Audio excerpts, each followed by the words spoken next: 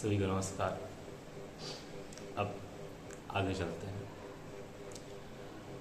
अच्छा हाँ, मैं हमेशा ये कहता हूँ कि आप आगे चलते हैं, इसका भी कारण है क्योंकि ज़िंदगी आगे ही चल रही है। रोज़ एक दिन सुबह हो रहा है, शाम हो रहा है, रात हो रही है। सुबह हुई 2025 आ गया, चल रहा है। आगे चलते हैं, आगे चलते हैं। तो आगे चलते हैं। देवादि सृष्टि वर्णन। कौष्टकी को इच्छा पर महर्षि जी ने देवादि उत्पत्ति के विषय में वर्णन करना प्रारंभ किया। उन्होंने कहा, हे विप्र, प्रलय के समय जो प्राणी नष्ट होते हैं वे पुनर्जन्म से मुक्त नहीं होते हैं। वे केवल पुनः सृष्टि होने तक उस प्रलय में लीन होते हैं। पुनः जब सृष्टि होती है वे सभी प्राणी अपने पूर्व जन्मों में किए गए शुभ कर्मों के अनुसार पुनः जन्म ग्रहण करते हैं। प्रलय के समय सुर, असुर, पितर और मनुष्य, ये 4 प्रकार की सृष्टि नष्ट हो जाती है। पुनः ब्रह्मा द्वारा सृष्टि की रचना करने की इच्छा करने पर उन्होंने सुर, असुर, पितृगण और मनुष्य की सृष्टि करने के लिए अपने अंश को जल में डाला। सृष्टि को कामना युक्त ब्रह्मा में तमोगुण का उद्रेक होने पर उनकी जंघा से सर्वप्रथम असुरों की उत्पत्ति हुई। इसलिए उन्होंने तमोगुणी शरीर को त्याग दिया और उस वक्त शरीर से तमोगुणी रात्रि उत्पन्न हुई। फिर ब्रह्मा जी के दूसरा शरीर धारण करके सत्य गुण से उद्रेक हुए, जिससे उनके मुख से देवताओं की उत्पत्ति हुई। ब्रह्मा ने पुनः इस शरीर को त्याग दिया और वहीं व्यक्त शरीर सत्य गुणात्मक दिन के नाम से प्रसिद्ध हुआ। फिर ब्रह्मा ने अन्य सत्वमय शरीर धारण करके पितृगणों की रचना की। इस शरीर को भी ब्रह्मा ने त्याग दिया। यह व्यक्त शरीर रात दिवस का संधि काल संध्या नाम से प्रसिद्ध हुआ। इसके बाद उन्होंने रजोगुणी अन्य शरीर धारण करके रजोगुणी मनुष्य को उत्पन्न किया। ब्रह्मा ने इस शरीर को त्याग दिया। यही व्यक्त शरीर रात्रि को अंतिम प्रहर एवं दिवस का प्रथम प्रहर का सांध्य काल अर्थात प्रातः काल नाम से प्रसिद्ध हुआ। इस प्रकार से हे विप्र, ब्रह्मा द्वारा शरीर के विग्रह से रात्रि दिवस संध्या एवं ज्योत्सना प्रातः काल नाम से प्रसिद्ध हुआ, जिसमें प्रातः संध्या एवं विकास सत्वगुणी तथा रात्रि तामसिक है। रात्रि तामसिक होने के कारण ही अंधकारमय होती है। दिन में देवता, रात में असुर, ज्योत्सना में मनुष्य एवं संध्या काल में पितृगण अधिक शक्तिशाली होकर शत्रुओं द्वारा अपराजय होते हैं।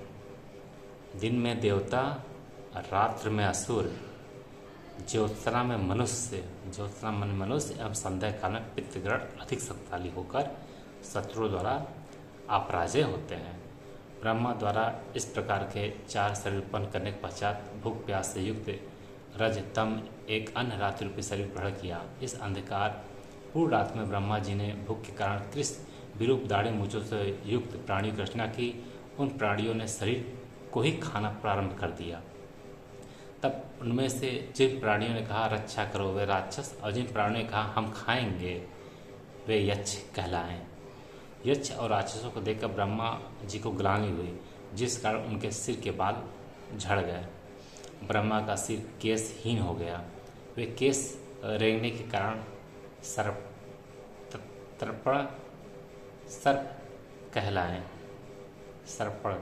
कहलाएं। ब्रह्मा जी सर्पों को देखकर क्रोधित हुए और उन्हें क्रोधात्मा बनाया। कपिल वर्ण के उत्पन्न प्राणी कर्कश स्वभाव से युक्त मांस बच्चे प्राणी बने। इसके बाद ब्रह्मा ने गौ का ध्यान करके गंधर्वों को उत्पन्न किया। ये लोग वाणी को ग्रहण करते करते गंधर्व कहलाने लगे। इस प्रकार से ब्रह्मा ने 8 देव योनियों को प्रकट किया। फिर अपने शरीर से अन्यान पशु पक्षियों को पशु पक्षियों को, मुख से बकरे को, हृदय से भेड़ों को, उदर एवं पार्श्व से गायों को, पैरों से अश्व, हाथी, गधा, खरगोश, ऊंट, खच्चर आदि वस्तुओं को तथा अनेकों प्रकार के औषधियों, फल फूलों आदि को उत्पत्ति की।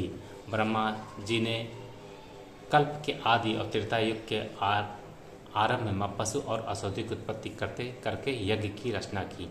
ब्रह्मा ने सर्वप्रथम अपने मुख से गायत्री, त्रिवृत्र, छंद, शाम, रैंतर एवं अग्निष्टम यज्ञ की उत्पत्ति की। फिर दक्षिण मुख से यजुर्वेद, त्रैष्टुप छंद पंचदश स्रोत बृहत साम और उक्य को प्रकट किया। पश्चिम मुख से साम जगतो छंदा पंचदश स्तोत्रवैर रूप एवं अतिरात को प्रकट किया तथा उत्तर मुख से 21 अथर्व आपतो यमी अनुष्टुप छंद और वैराज की उत्पत्ति की। फिर कल्प के शुरुआत में विद्युत वज्र मेघ रोहित इंधनुष तथा पक्षियों को अनेक तरह के जीवों को स्थावर और जंगम भूतगण यक्ष पिशाच गंधर्व और अप्सराओं को नर किन्नर राक्षस पशु मृग तथा नाग आदि संपूर्ण नश्वर और अनश्वर जंगम प्राणियों की रचना की। इन सभी प्राणियों के कर्म सृष्टि के आरंभ से ही निश्चित है, इसलिए ये बार बार जन्म ग्रहण करने पर भी वे इन्हीं कर्मों को करते हैं। पूर्व जन्म में जो जीव हिंसा अहिंसा मृदुता क्रूरता धर्म अधर्म सत्य असत्य जिसमें जिनकी जैसी रुचि होती है, अगले जन्म में उनकी उत्पत्ति उसी योनि में होती है। ब्रह्मा के प्राणियों में इंद्रियों के विषय और शरीर में इंद्रियां उनके विविध कर्मों के अनुसार ही उत्पन्न किया तथा सृष्टि के पूर्व के समान ही नाम रूप कृत्य अकृत्य प्रपंच देव कर्म आदि की सृष्टि व अन्य ऋषियों और देवों की रचना की। जय श्री राम।